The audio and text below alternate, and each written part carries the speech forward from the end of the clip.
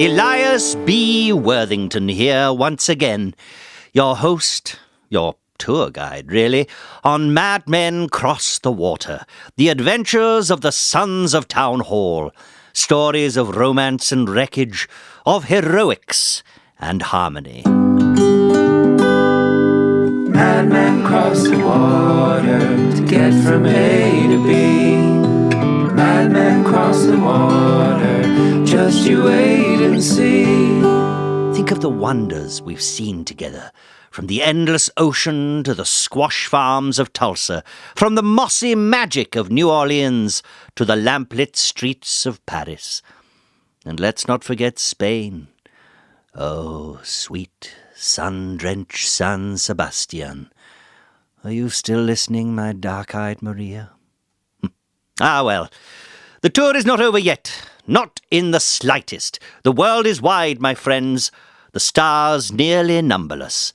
And George and Josiah just can't seem to sit still.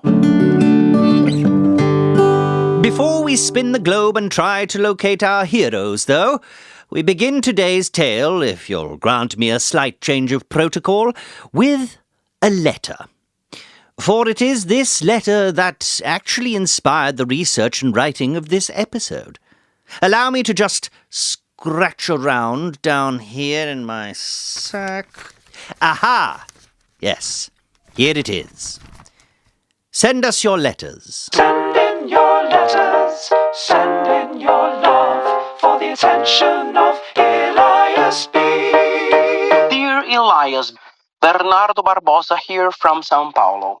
You may know me as the conservator for the state of Brazilian master painter Paulo Cézanne, no relation and certainly no comparison to the more famous but far less skilled Paul Cézanne. I write with a grave concern. The painting Brothers, a true Paulo original, which, as I'm sure you know, features the Sons of Town Hall, appears to have been vandalized. A thicker street has mysteriously appeared, and I assure you this is not in Paulo's hand. Possibly Paul's. Again, no relation, but certainly not Paulo's. Could you ask George and Josiah what they recall of the original? We must get to the bottom of this. Yours in art and urgency, Bernardo Barbosa. Send in your letters, send in your love, for the attention of Elias B. Well, okay then, senor. I suppose it is time to come clean. History has caught up to us at last. I had planned on avoiding this somewhat painful subject, but I guess that would be dishonest and unprofessional of me, given my mission to tell all the ups and downs of the Sons of Town Hall with full transparency and absolutely no bias. However, to answer your query, Bernardo Barbosa, we must tell it from the top, as it were, and begin as George and Josiah sailed again from Paris after their Olympic fiasco, trying hard to erase the awkward memory of wrestling for and with Jean-Claude Leclerc. The boys decided to venture as far from Rue Saint-Sauveur as possible to wipe the memory and themselves clean. They could still hear Leclerc's voice in their heads until Normandy was no longer in their sight. "Boys, oh boys, why you have so wronged me?" And so, let's catch up with them as they sailed down the eastern coast of South America, preparing their minds, bodies, and spirits for the treacherous Drake's Passage. And how I would have liked to be there beside them. The warm breezes of summer in the southern hemisphere in all three of our faces. The salty spray cooling our beards, or at least their beards. I've never been able to grow one myself. Ah, the stories we'd share.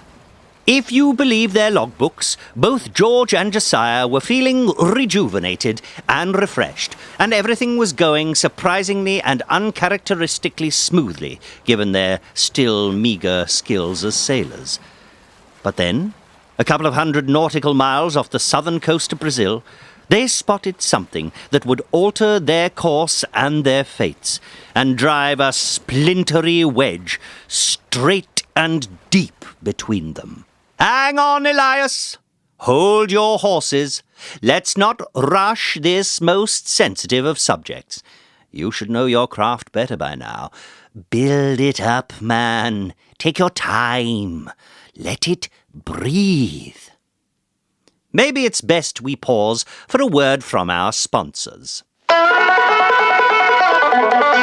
dozing on the job? Caffeine not doing the trick? Slow on the snappy comebacks?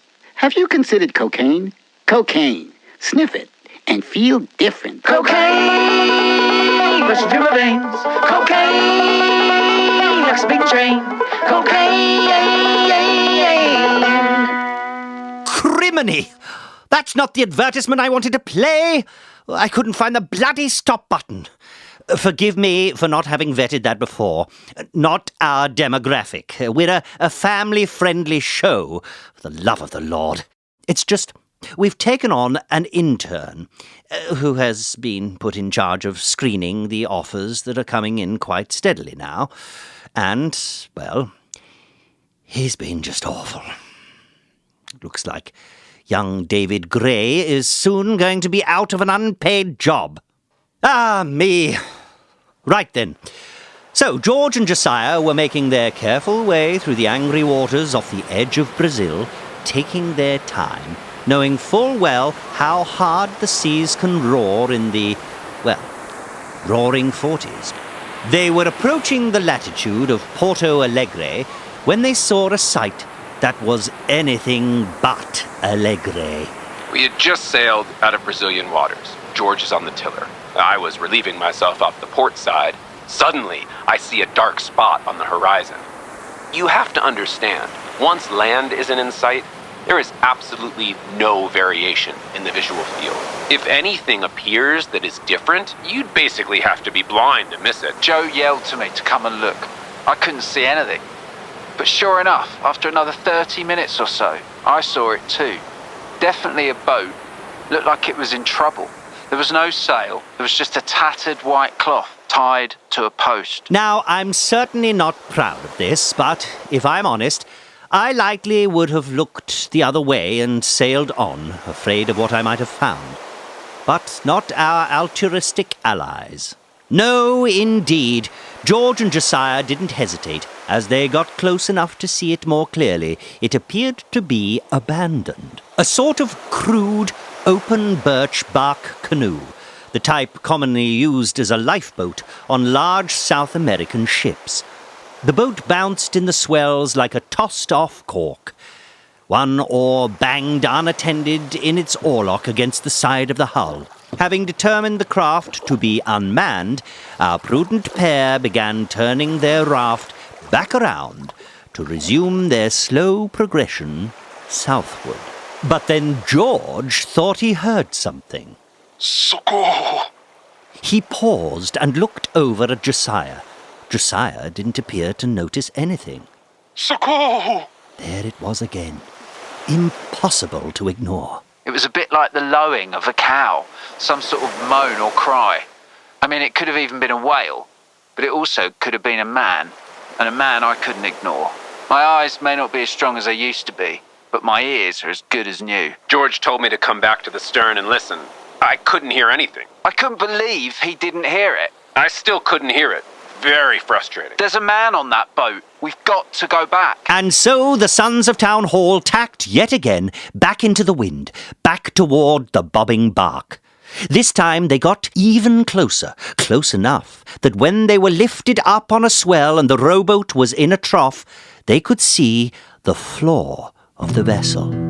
And what they saw was a terrible, terrible sight. There was, indeed, a man aboard, or what was left of a man who had been abandoned on the open water, left to die, slumped against the stern, half submerged in sloshing, murky water, was a suffering soul, now more bone than body.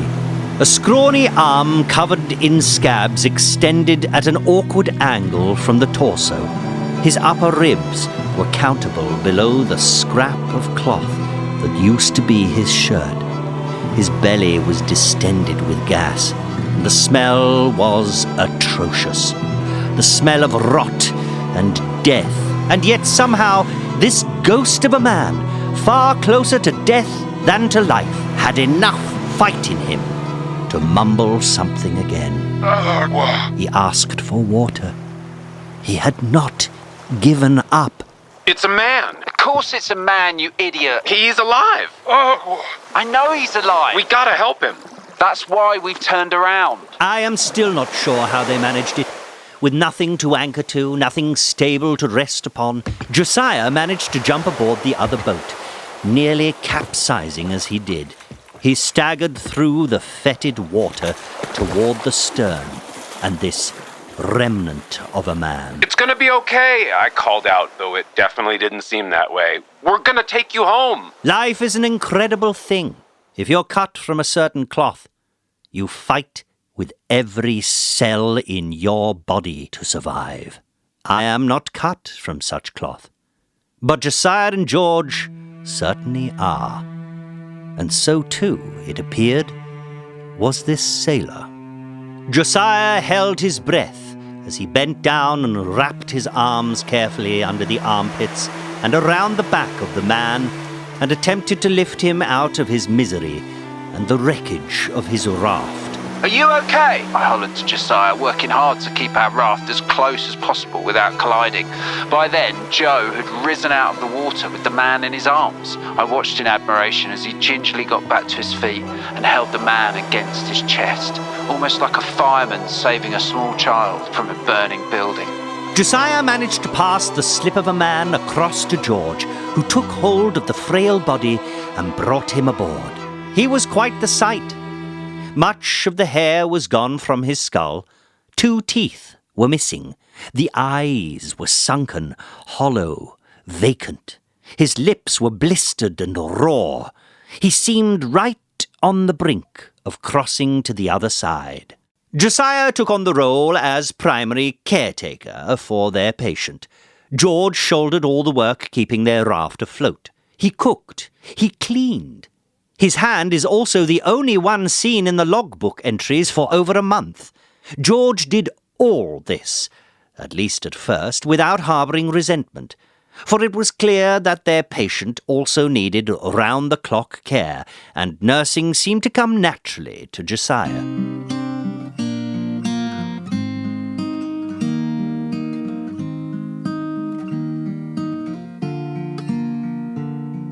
In those first hours and days, Josiah dipped the fringes of his scarf into a basin of fresh water, and he would hold it to the man's mouth, letting the drips moisten his cracked lips ever so slowly. Food, too, had to be portioned out in small measures. A nibble of a date, a spoonful of porridge. Josiah fed him carefully by hand, sometimes even chewing the food first, like a mother bird. The first bites made the man choke, but eventually the man kept some food down, and he was soon able to handle a dipperful of water at a time. Josiah did detect the slightest smile on day 3, and it gave him hope. It was such an incredible moment when he first said something other than just a moan. One morning, we awoke, and he looked at me, and he whispered, Obrigado. And we all cried. I didn't cry. I slept on the other side of the raft, if I was able to sleep at all. Someone had to keep watch. Josiah slept very close to our ward. He claimed he had to be there in case the man needed anything, or had particularly bad nightmares. Josiah told me he'd said obrigado or something like that. I had no idea what it meant, so I definitely didn't cry. That was when I realized, as we were all crying, that he spoke Portuguese. I knew a few words, enough to introduce myself and George, to communicate in the most basic ways. The man was still so weak that he barely said a thing, at least not to me. But as Joe worked with him on his physical strength, he also began teaching him English. Little by little, day by day, the situation became less and less dire. He began regaining some of the weight he had lost. Josiah got him to exercise more and more each day, walking him around the deck, limping and leaning heavily at first, then less and less as his muscles reformed. And they talked all the while. Josiah would point to the sky and say, "Cloud," the man would say back. A nuvem. Dolphin was Golfinho. the sun. Sol. Moon. A lua. Friend. Amigo. Music. Música. His name, they came to learn, was Tiago. George figured out months later that Tiago was Portuguese for Jacob, the wrestler of the angel, and, as the story goes, the usurper of his brother Esau. I can admit it now. I couldn't then, but I was quite resentful at times of all the attention and care Josiah was showing this Tiago. It seemed a little much, if I'm honest. I mean, some of those stretches seemed straight out of Leclerc's playbook, and there was this growing bond between the two of them. I kept thinking about my father and how little affection he'd shown me. I can only remember him hugging me once as a child. Now here was my best friend, Josiah, caring for this total stranger with such tenderness. They often hugged when celebrating small milestones. It was no time for jealousy, I knew, but I couldn't help it. It was hard. Josiah and I had never hugged. So 2 moons waxed and waned, and Tiago grew stronger and stronger. Wrinkles smoothed, the scabs fell off. The sunburn gave way to a healthy bronze. His hair started to grow back as well, dark and very thick. It made him look younger than either Josiah or George had expected. They had assumed him to be in his late 50s initially, maybe older. But this Tiago now appeared younger than them. And it was quite clear Tiago was undeniably beautiful. I wanted to deny it, but I couldn't. He was like some Brazilian Adonis, a dark-haired Apollo. Late one night, his language skills and strength finally up for the task, Tiago told his tale. He explained that he had been the first mate on a Brazilian whaling ship. It's called Caravela. Captain there, not me, but me, real leader. I have a esposa. I have a wife home, named Antonia. And Antonia was pregnant when I leave. Pregnant Antonia. Antonia think she girl. Maybe now Bebe is there, and I'm here. I'm a father now. I don't know. He broke down and wept. And even now, I too shed a tear thinking about his suffering. The man had been through so much. The boys passed him a bottle. Saúde. And he took a big swallow. It was the first liquor he had had in months. Eventually, he started talking again, explaining that the beginning of the voyage was fine, that he and the captain got along well, that the whales were everywhere. In month of March, weather bad sky, changes. No whales, no air. We pass other caravelas, no whales. Other caravelas go home, but no us. Us stay. Storms bad, rain bad, entire month. No whales, 1 whale maybe, but no food. People sick, all men sick. Me at night, no good sleep. I would wake up, sweating face, screaming, Antonia, my wife, Antonia. Toda noite, in the night, you dream she died. And I scream every night, Antonia. The captain, he explained, was the only one hell-bent on staying out there. He shouted this mantra. Não até que a barriga esteja cheia de baleia. That meant something like, not until our belly is full of whale. He got crazier and crazier, Tiago explained. Captain no good. Very alone. Stay in cabin, drinking, screaming. His eyes, black, very black with rage. He become violent. Captain gone. No, dear. I say we go home. Tiago pulled off the shirt Josiah had loaned him and revealed an awful gash running from the bottom of his neck to his lower right ribs. You see scar? Yes, this is here. He cut me with the glass. It very, very hard for me. Hard to be in waters. Antonia, my wife need me. I feel this. My men, the crew need me. Some very young, some kids. I stuck between crazy captain and the boys. I don't know what to do. So yes, finally I make up mind very late at night. So I tell men that when captain have gone, you act to save the caravella. It is not mutiny. When the captain, when the leader, no lead, it's a safety, it's a sanity. I say to them, look up, estrellas, at stars. There is more to life, to the world, more than money. In money we make with the whale for others, not us, not ours. So why die? Why risk to make others rich with the money? I say to them, I have child on the way, and they were moved. And we think a plan. We made plan to rise up and take Caravella on the next day. His voice began to trail off. George looked up at the sky and pointed to the Southern Cross. The stars seemed to illuminate Tiago's face as much as their candelabra did. He looked weary, and he asked if they could call it a night.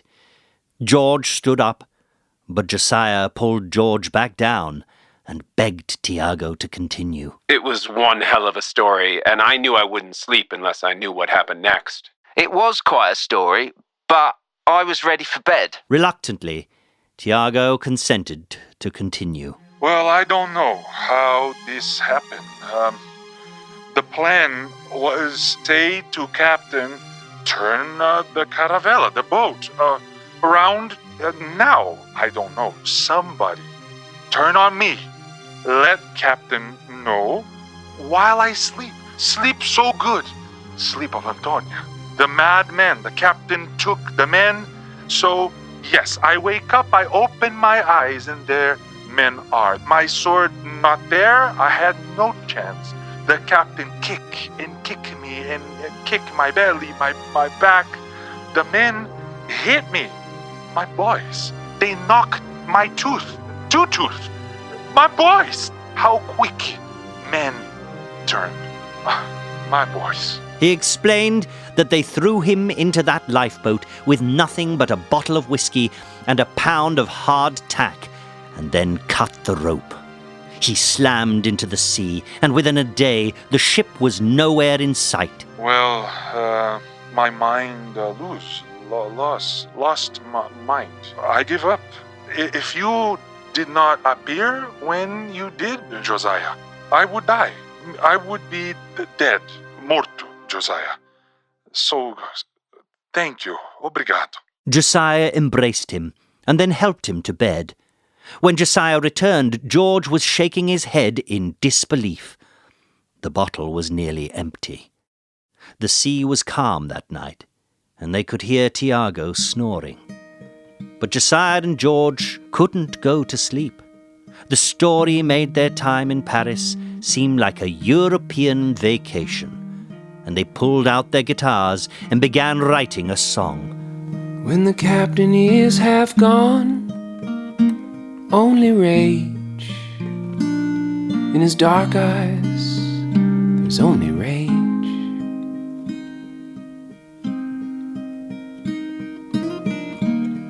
Tell me, what are we fighting for?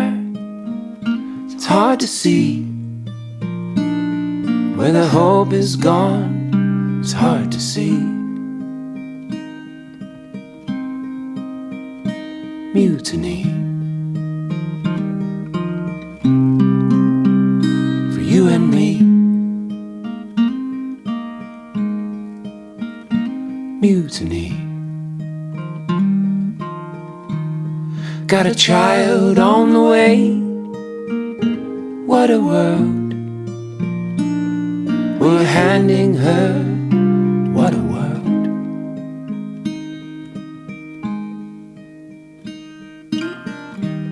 'Cause when I look up at the stars, this couldn't be all there is. It couldn't be. Mutiny. For you and me. Mutiny. The two men looked out across the water. The half-moon was just setting down into the sea. Josiah finished off the bottle. They knew all too well that were it not for each other, they would never have survived so many trials, so many perils. Josiah then put his arm around George and brought him in for a hug. Just as he was letting go, George began to cry. They were gentle tears at first, but soon he began weeping. Neither spoke about it after. I guess that explains why he hasn't asked us to take him home. He'd be hung for mutiny. But we can't keep him here forever. We can't? Of course we can't. I've been trying to bring him in for the past week. What's taken so long? We're lost. I didn't want to tell you. I'm not sure which direction we need to go in. I've got absolutely no idea where we are.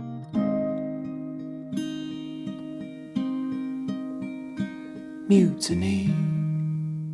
Josiah hadn't realized just how exhausted and overwhelmed George was, and he certainly hadn't realized how lost they were. It typically took both of them to have even the roughest idea of their whereabouts. Without Josiah's help, there was no chance of navigating with anything close to precision. After a few nights noting the position of the stars, they managed to figure out their basic position and were able to turn the boat around and chart a course, more or less, for Porto Bellum. That next morning, Josiah and George sang their song to Tiago and told him that they were going to bring him home. He needed to see his wife and meet his baby, even if it was just on the way to the gallows. The following day, while Tiago and Josiah were exercising, doing a two-man stretch, where the men would link arms back to back and in turns hoist the other man off the ground whilst bending forward, Tiago began singing the melody to himself. He had an incredibly sweet voice. Sensitive, soft, almost like a nightingale. And so naturally I did what I always do when another man sings something beautiful. I sang along. I suppose it should come as no surprise, but the two voices blended beautifully.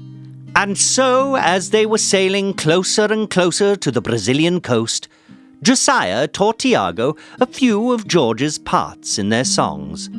Tiago even knew his way around a fretboard, it turned out. Without asking for permission, Josiah let him use George's guitar, which somehow sounded classical in Tiago's hands. What a sound, and what a voice. We started singing more and more. Probably kept his mind off his family back home. It was the saddest and sweetest sound I'd ever heard. I didn't want to admit it.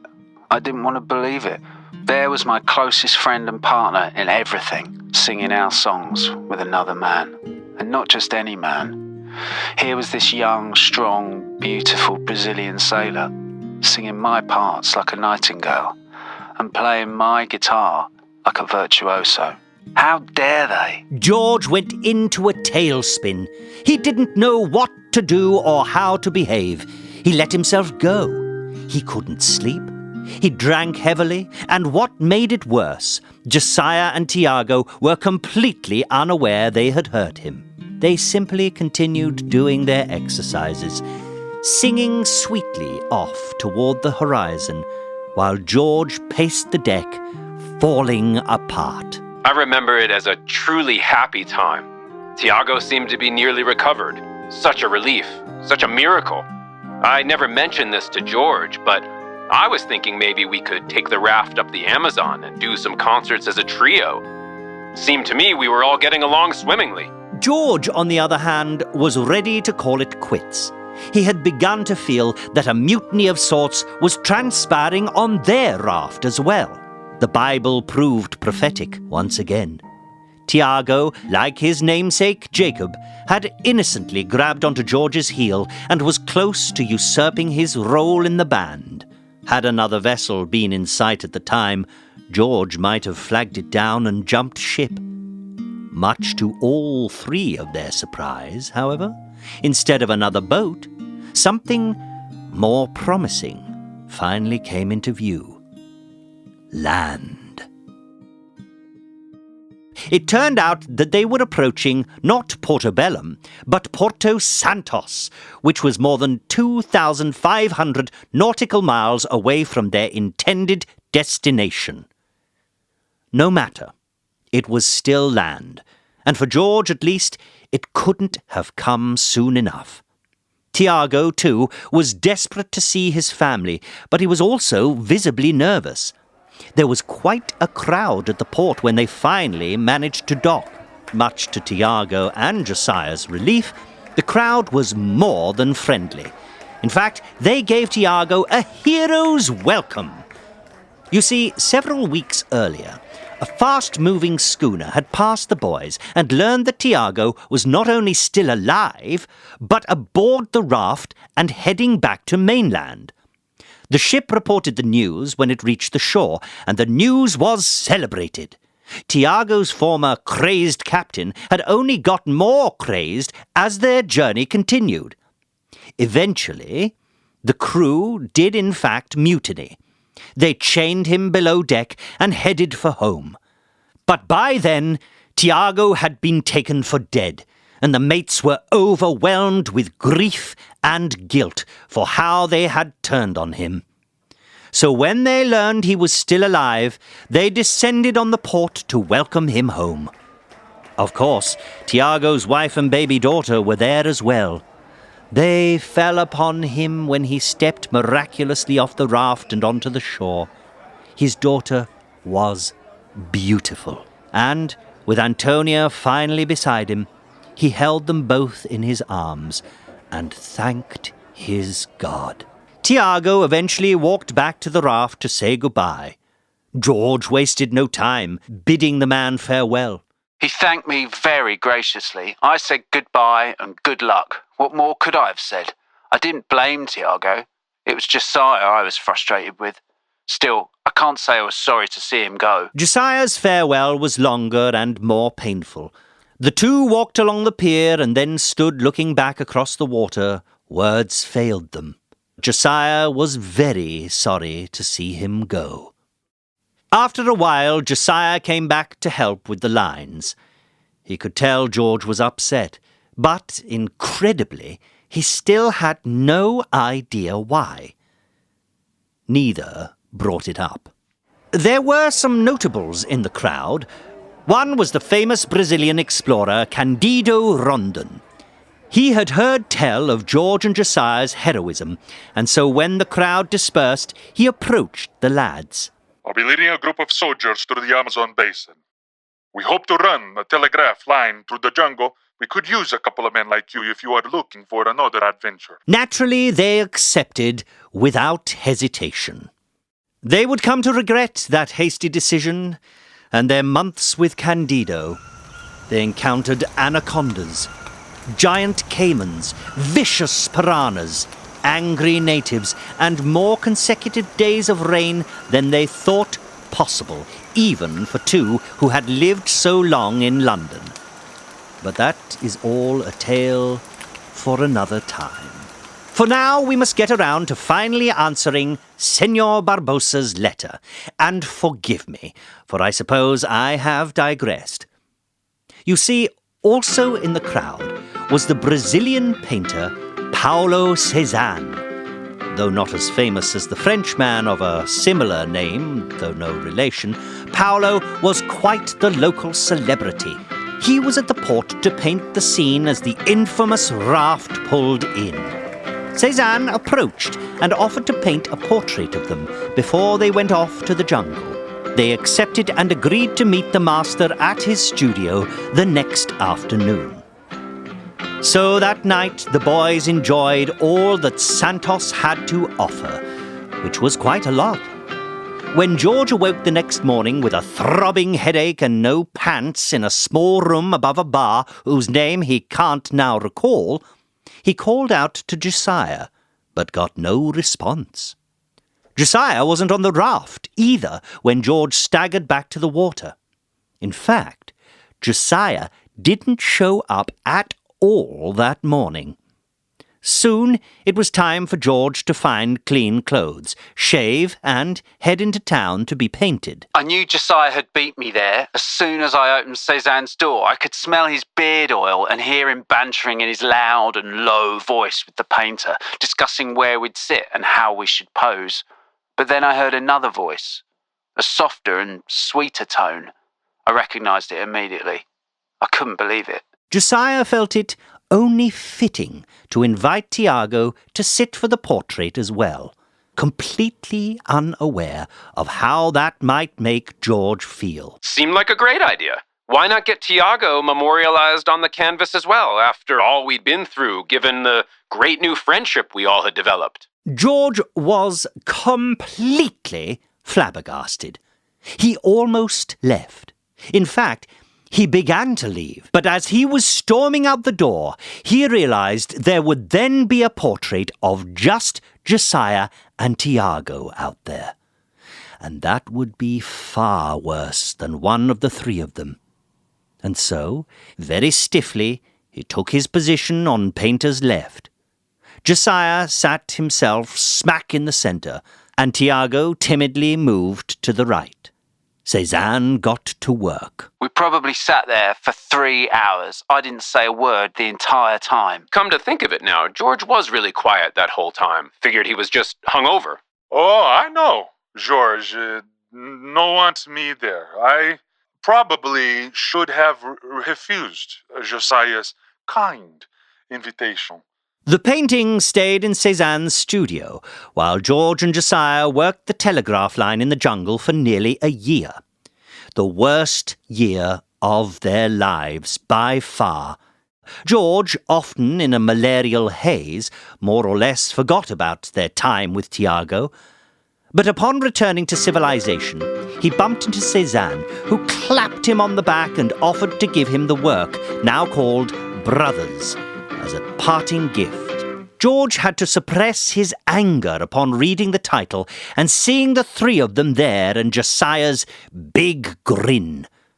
He took the painting under his arm and nearly threw it into the ocean as soon as he was sure Cézanne was out of sight. He had a better idea, though. After finding a shop that sold art supplies, he bought some brushes and paints and immediately began touching up the piece.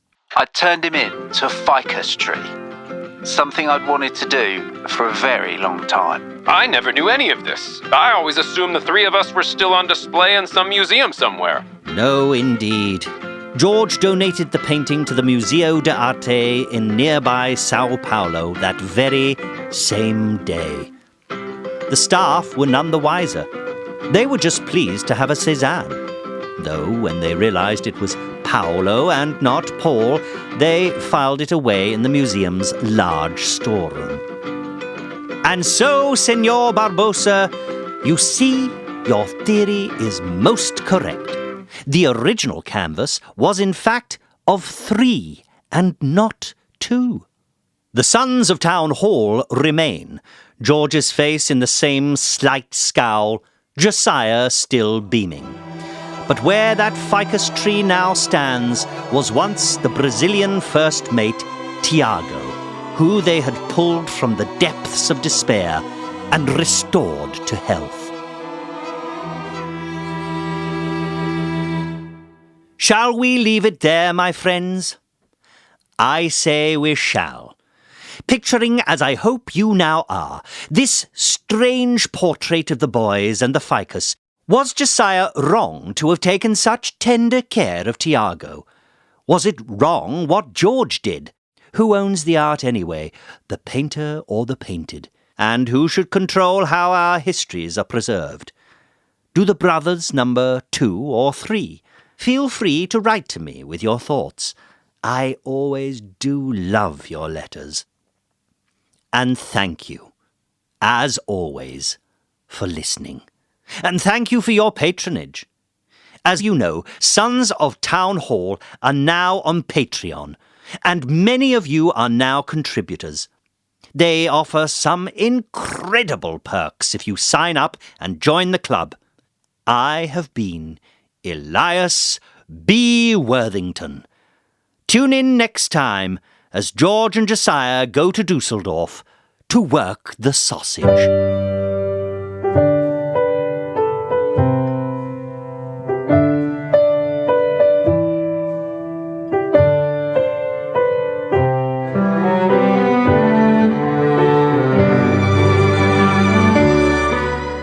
Links to the Sons of Town Hall website and social media can be found in the episode description.